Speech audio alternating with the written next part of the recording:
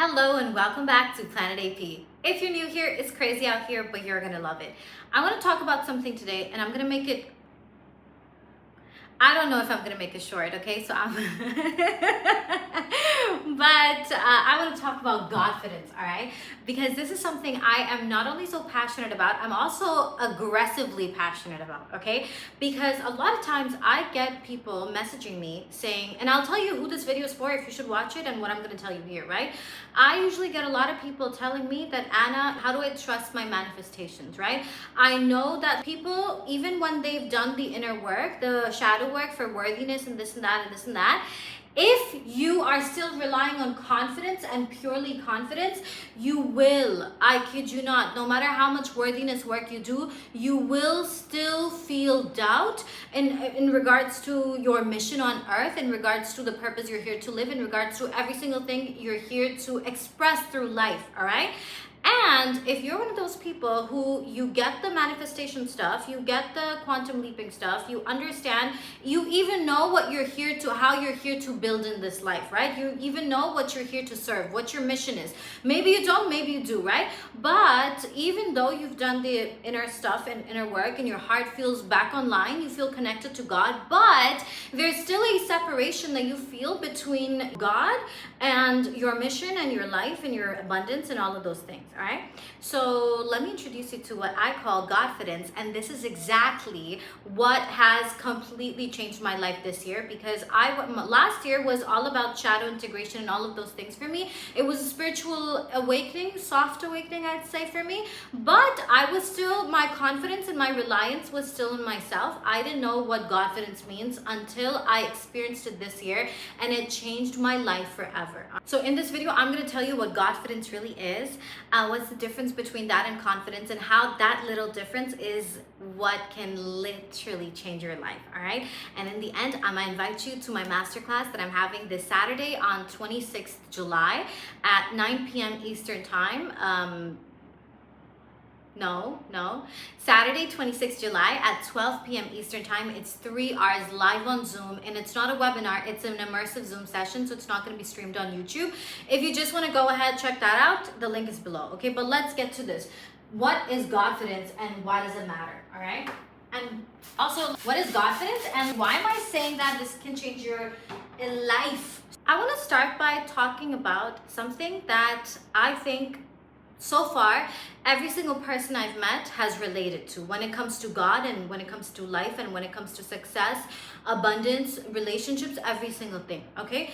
And maybe you can too. So when I grew up, I learned that there was one box of life called God, which was associated to mosques, church, it was prayer, it was fasting, it was all these external acts of worship, all right?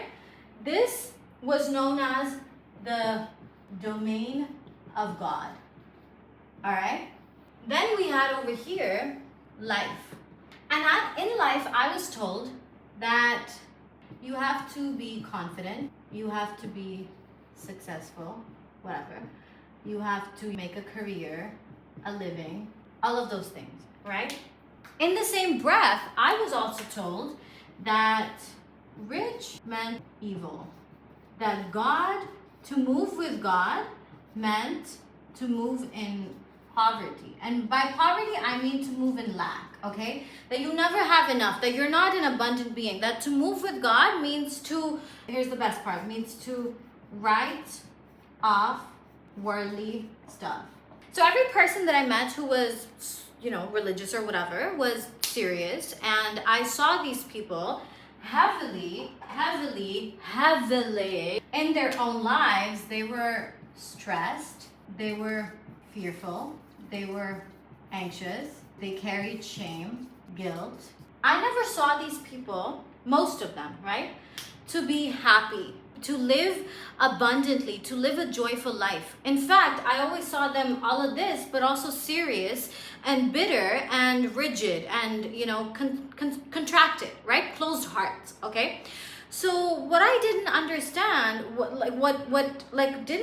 the paradox for me was, how is it that God, moving with God means to write off worldly stuff, but then in life, all of this is chased. You chase money and you chase success and you chase a career and you chase the perfect little life and so on and so forth. And then what is the answer? Because if people who have the wealth and have all of that, if they're still ending their lives, and then there's people over here who don't have abundance and all of that, but they're also struggling.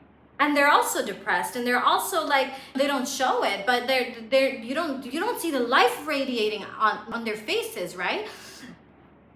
And they called themselves, the biggest word was to be humble, right? That to live with God means to live a humble life, right? The paradox of this never made sense to me, which is why I tried the religion, but anytime I would go towards the religion, I felt insane levels of guilt for anything I did that was worldly, so-called, right? So I was like, oh, if I get on God's path, then I can't have the world. And if I have the world, then I'm not with God, right?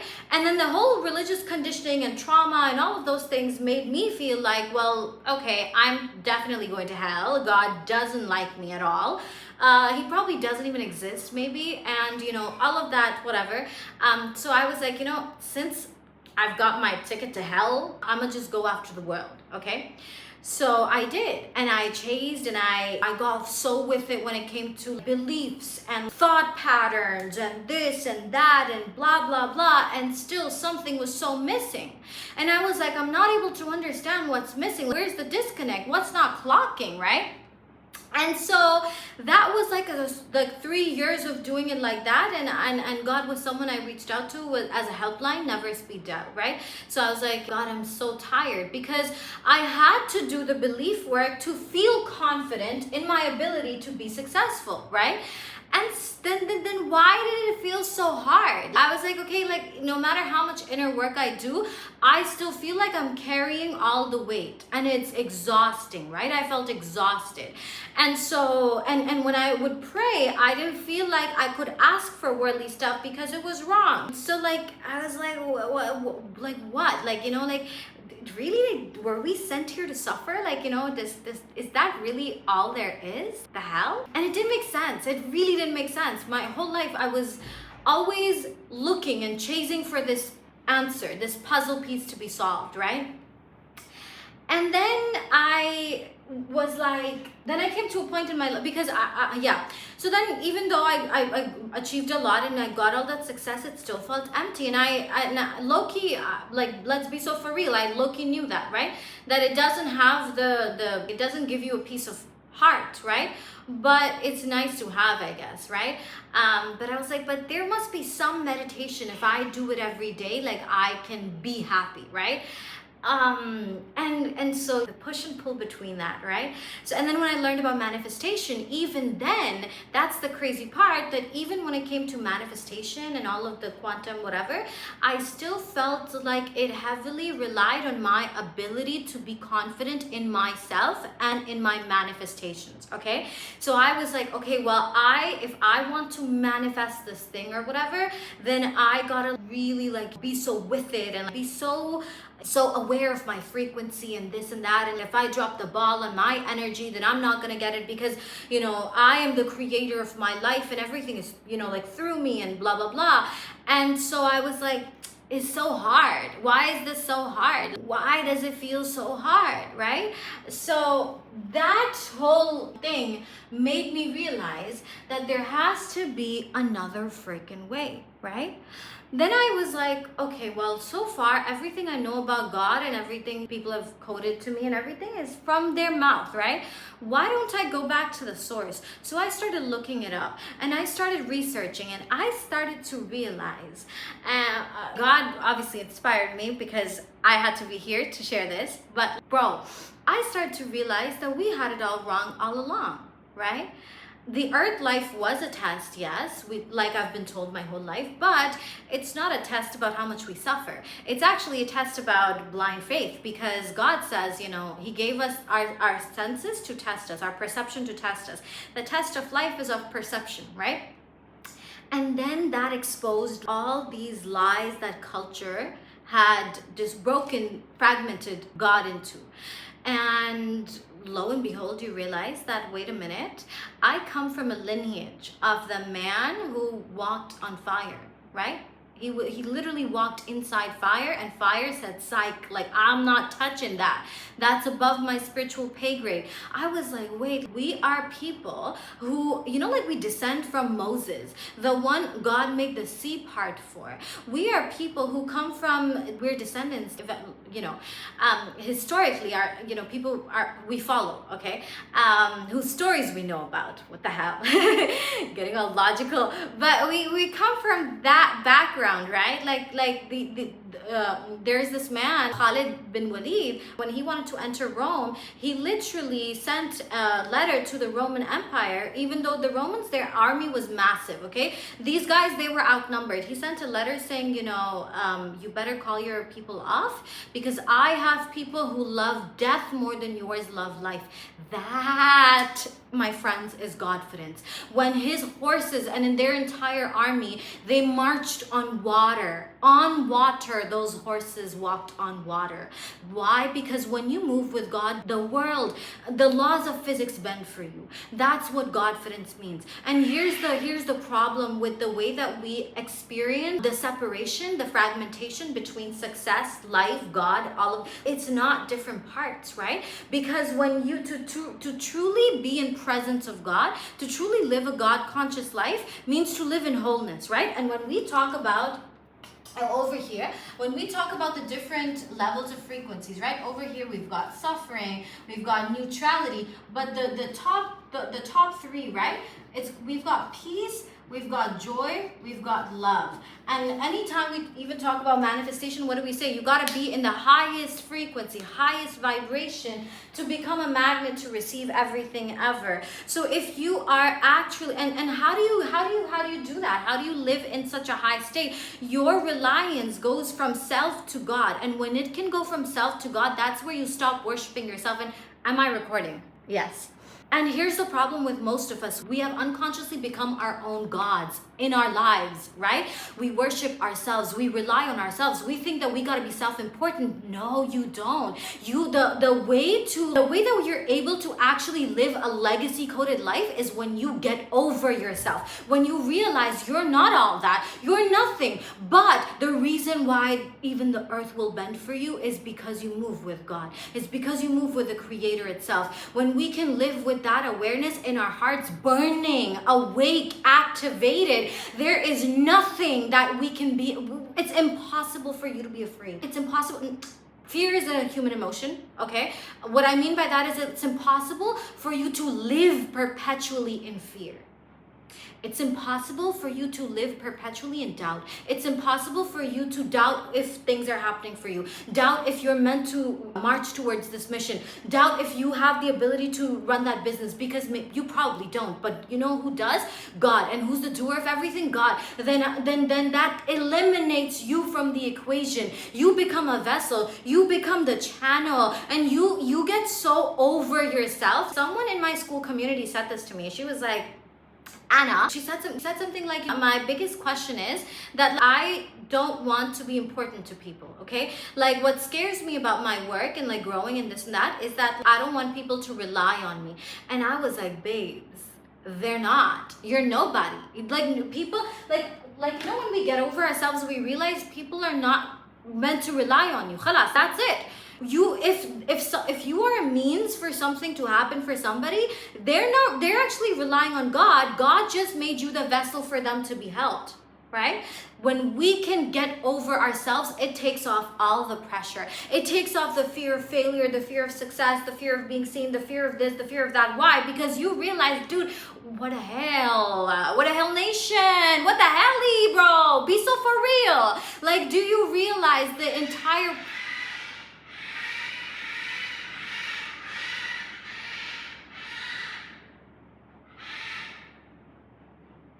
Yeah, I got so excited. I got my birds excited too. They're like, yeah, tell them about God, right? But honestly, like I was reading a chapter from the Quran yesterday, and it literally says, it was Surah Mulk, right? And verse 15 says, God says, we created the earth to be subservient to you. Okay, do you, like, why did I never know this? That's the thing. It's the distortions that have fragmented the essence and given us the law without the light, which is literally why I'm writing my book, The Law Without the Light. That's it. Like, this is like a, concentrated version of it, right? But because that's God telling you in that book that, bro, that's how reality works. It's a mirror. It's subservient to you. He didn't say to what you say, to you. What does that mean? You in essence are what? You are energy, right?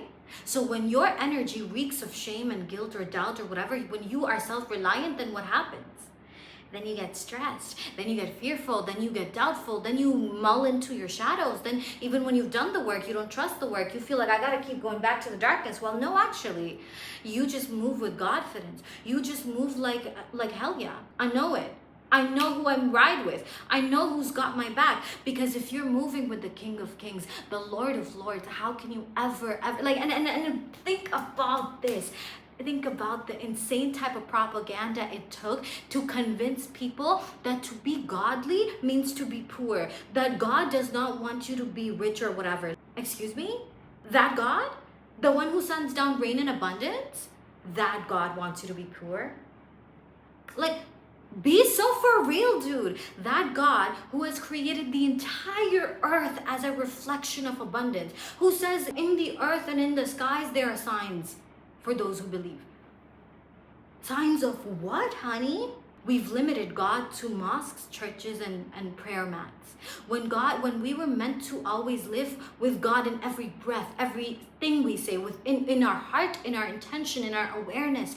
Because when you do that, you are not you cannot be afraid of people. You cannot worship other people. By worshiping other people, what do I mean? Fishing for how can I get validation from them? How can I get them to like me? I can't say the truth. I gotta filter myself down. What are they gonna think about me? What are they this? What are that? Because you're like, wait. I ride with God. I don't need to care about that. That's where your authenticity shines. And God gave every single one of us an authentic gift, an authentic expression to give to this world. He put all of us here to serve, to be leaders, to be khalifas on earth. But here's the thing, you cannot lead any single person if you can't be a leader in your own life. By that I mean, you can't live a life of more than just trying to make ends meet. If your nervous system is constantly in survival, if you're stressed, fearful, anxious, shameful, guilty, and in the same breath, your nervous system is actually terrified of success because it doesn't want to burn in hell for eternity. So you're not really getting what I'm sorry, but the thing with most people is that they treat God's court, talking to God, asking from God, as a beggar going to a court, which is not it. That's why people stay broke. That's why people stay struggling. That's why people stay in survival. Because they're afraid to claim their birthright. Think about it. I'll be logical with you, right? Let me be level-headed with you, right? Throughout the book of God, right? And I'm pretty sure it's the same in Bible, because it's like this in the Quran as well, right? And I'm pretty sure every other book, religious scripture and so on, talks about giving charity, helping other people, doing this, doing that, right? Why would that be? How can that be done if you are not an abundant person? What is the assumption? What is the presumption, right? When you're being told to give to people, to help the needy, to help the orphans, to help the poor, look after your neighbors, this and that, what is the assumption? That you have so much, that you are so abundant, right? Then why did we make moving with God mean you have to be poor? You can't have. God actually said he decorated the earth for your enjoyment. Joy is part of life. Play is part of life. He did not send us here to suffer. He actually sent us here to lead, to grow, to evolve, to help, to be of service, to be leader, to start movements, to live in love, to live in overflow. And the thing is that most of us, we are so stuck in our own little problems and this and that. Most people, what kind of problems do they have, right? family stuff, in-law stuff, friend stuff, boss stuff, co-worker stuff, drama here, drama there. You're so cooked with all of that that you don't have the space to breathe beyond it. If your entire life revolves around just firefighting little things here and there, and your nervous system gets affected by it day in and day out, you live in stress, you live in survival, you live in not enoughness and lack and all of that, then how can you actually lead a nation? How can you lead even one more person? How can you help another person? How can you think beyond yourself? Because you can't, it's impossible.